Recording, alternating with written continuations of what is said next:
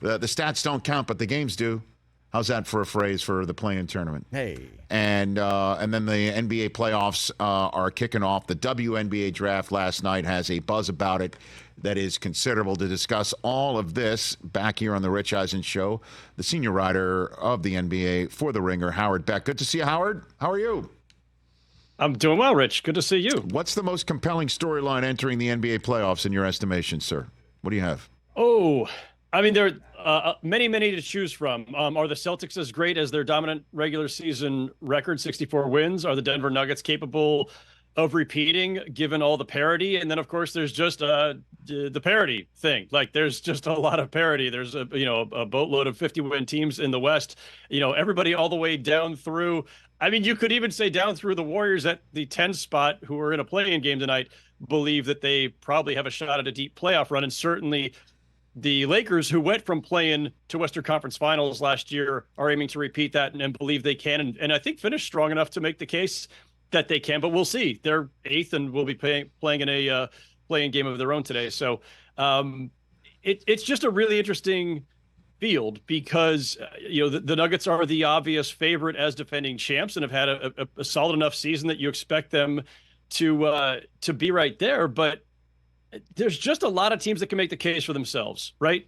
Timberwolves and Thunder with breakthrough seasons, young teams that we really haven't seen prove themselves. The Clippers are finally healthy-ish, I think, and have the talent to make a deep run.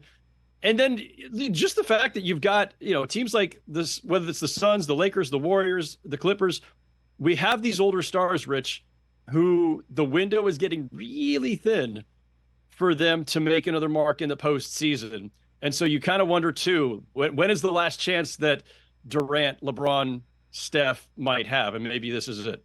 And let's just pull on the Warriors strand a little bit, obviously, because they play tonight and they do involve some big names in this mix right here, Howard Beck. So you're saying, and rightfully so, Warriors think they can go on a nice run with a win tonight and see how things go. If they lose tonight, which is entirely possible, what happens when they look in the mirror? What happens next if that is what is at stake this evening against Sacramento, Howard? So, last year, the first strand of that Warriors dynasty kind of peeled away with Bob Myers leaving the organization as the architect of the show. But you still had, of course, Steph, Clay, Draymond, and Steve Kerr.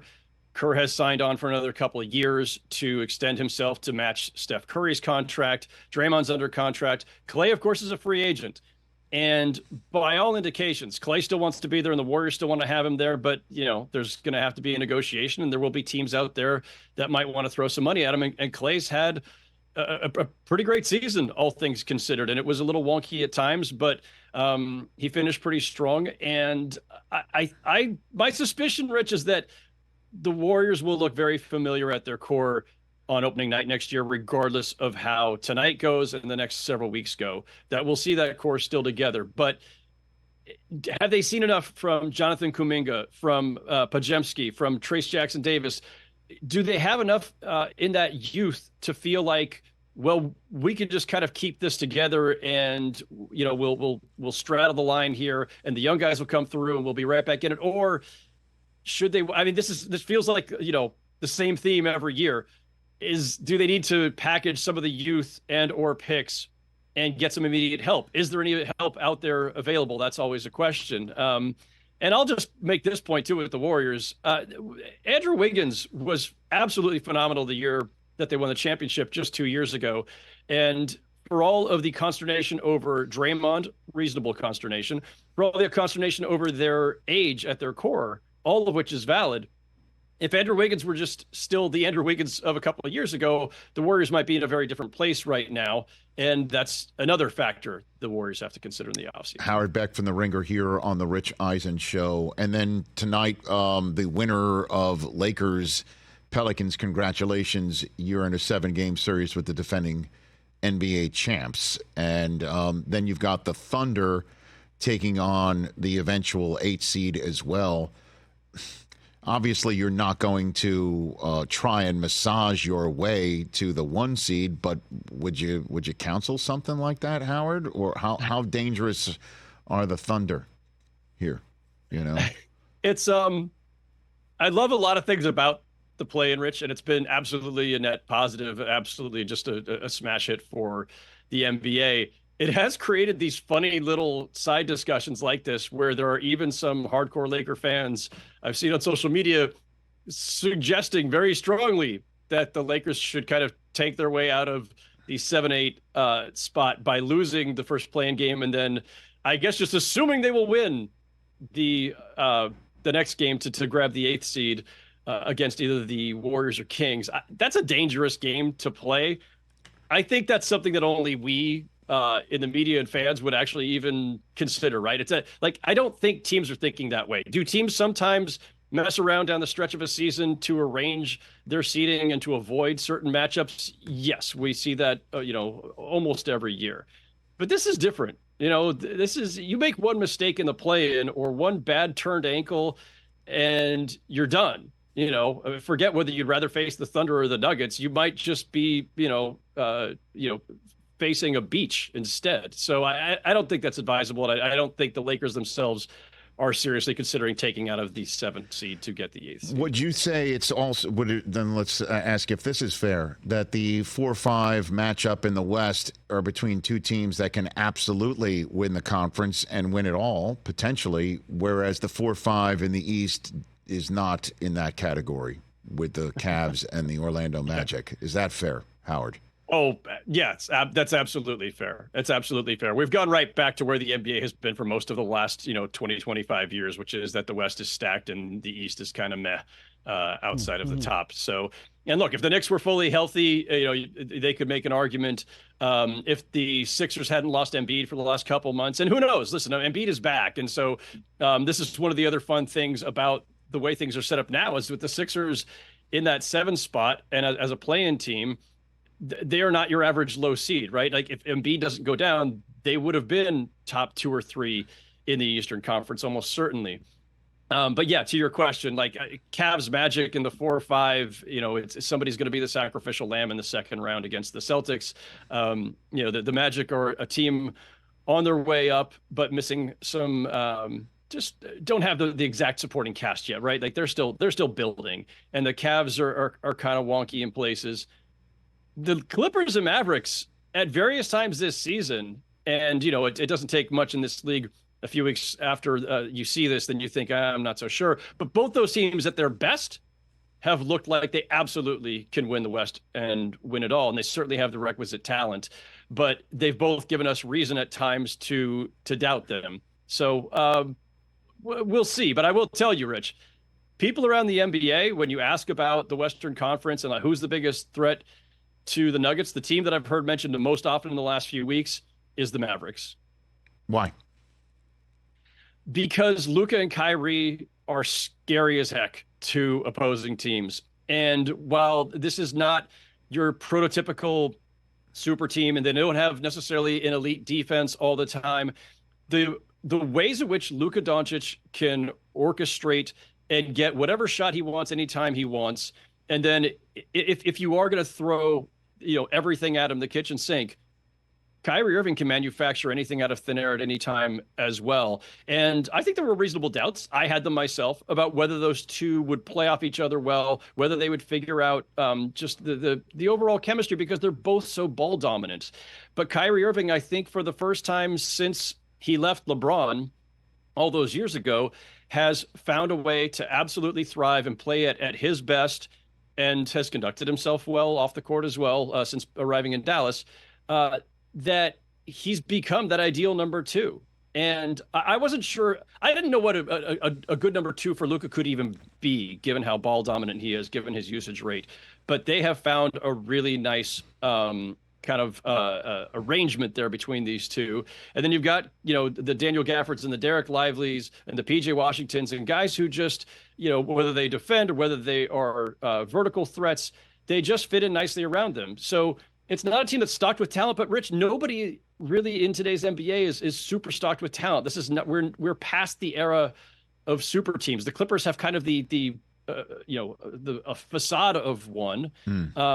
The Suns have tried to do that, but Bradley Beal's not really in that category anymore.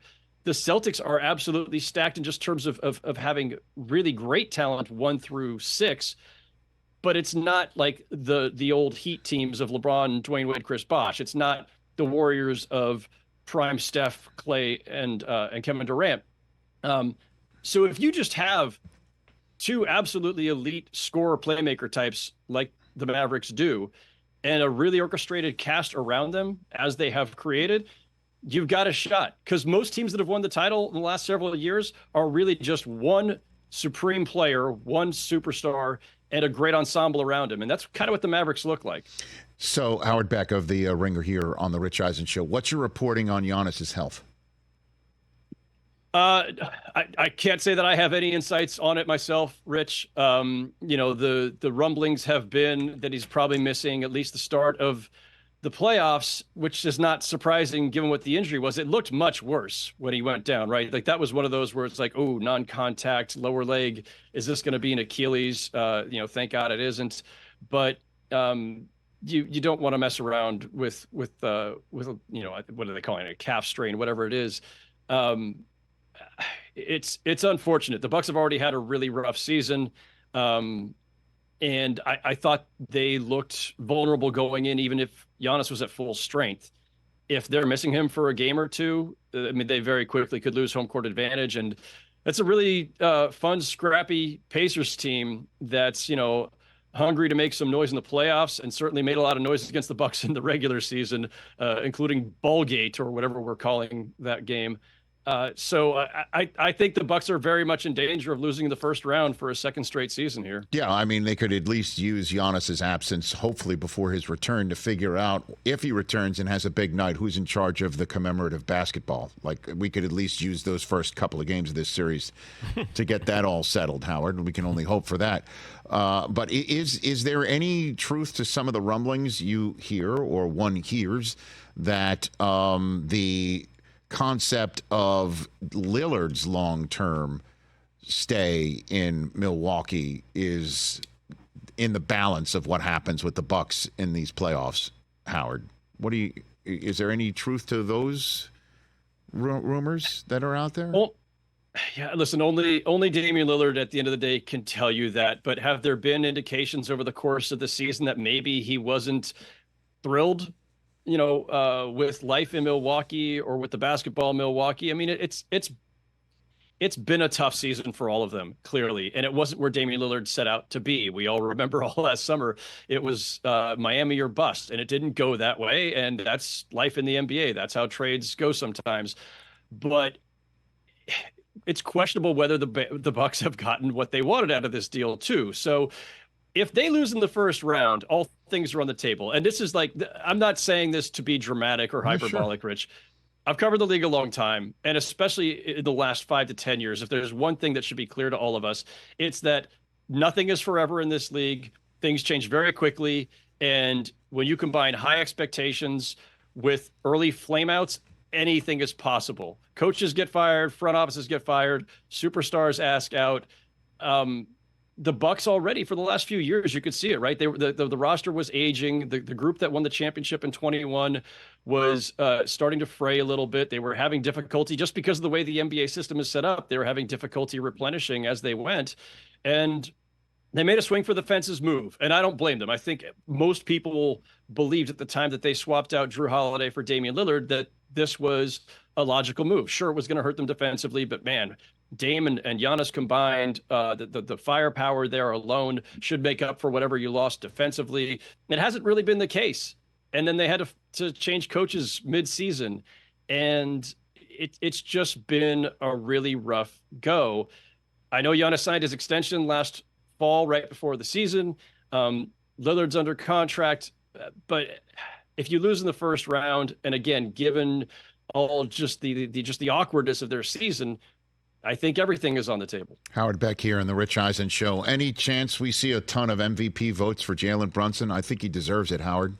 I think he totally deserves it. What do you think? Is the question whether? Yeah, the question is whether he gets a lot of is on a lot of ballots somewhere in the 1 through 5. Or are you asking, does he actually get some number ones? Number ones, and I understand shiny objects get covered, and shiny objects in New York get revered, and sometimes there's a bias towards it, but Straight up, man. I mean, this team banged up. They get OG Anunoby. He hardly plays. Julius Randle's gone.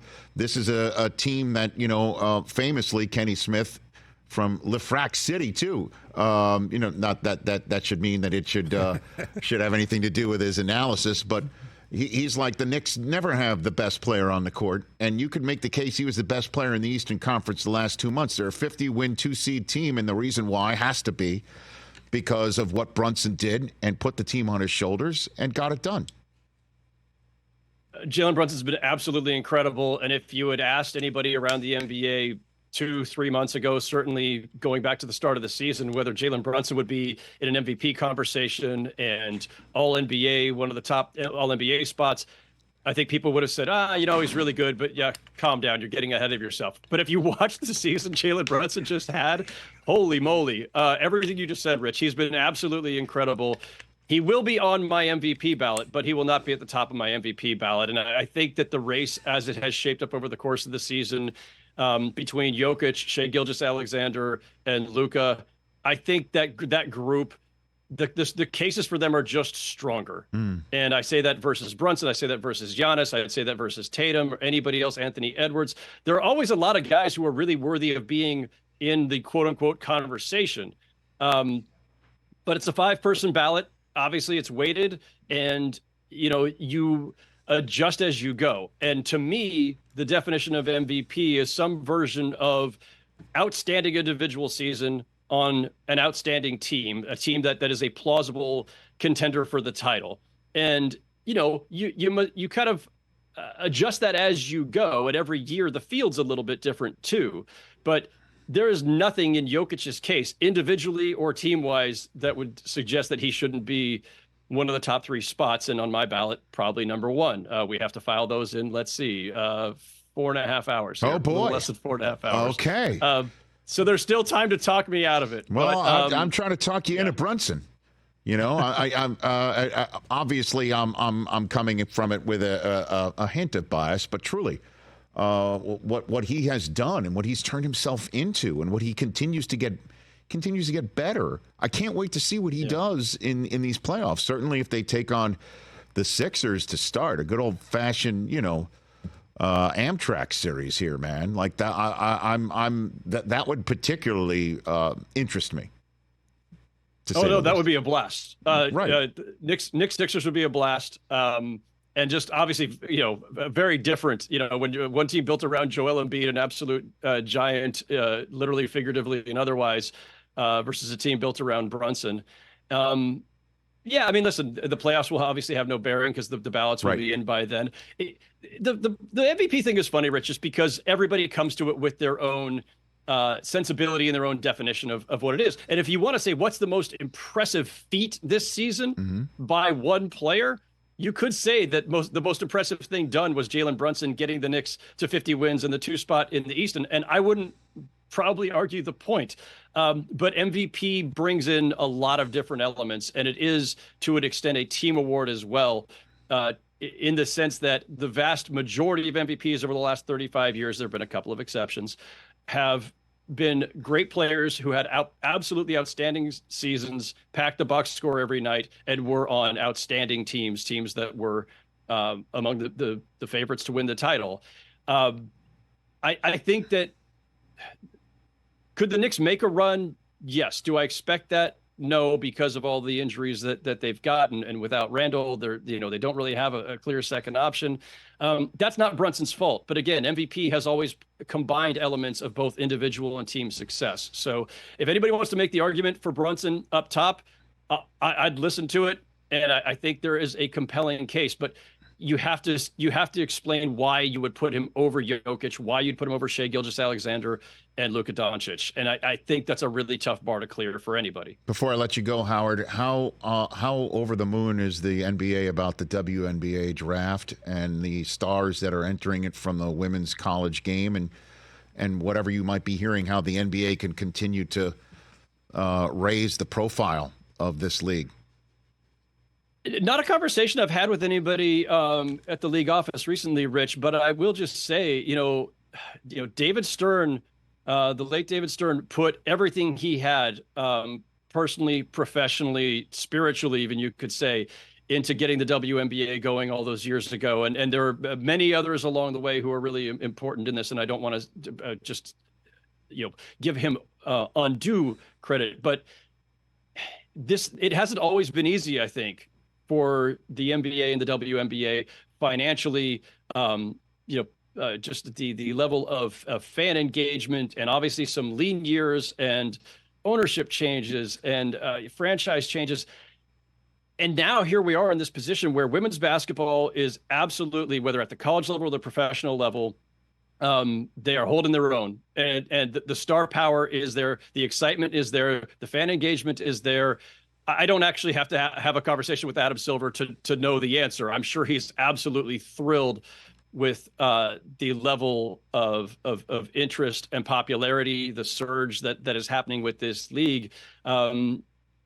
This feels like a real moment for the women's game, and again at both the college and the WNBA level.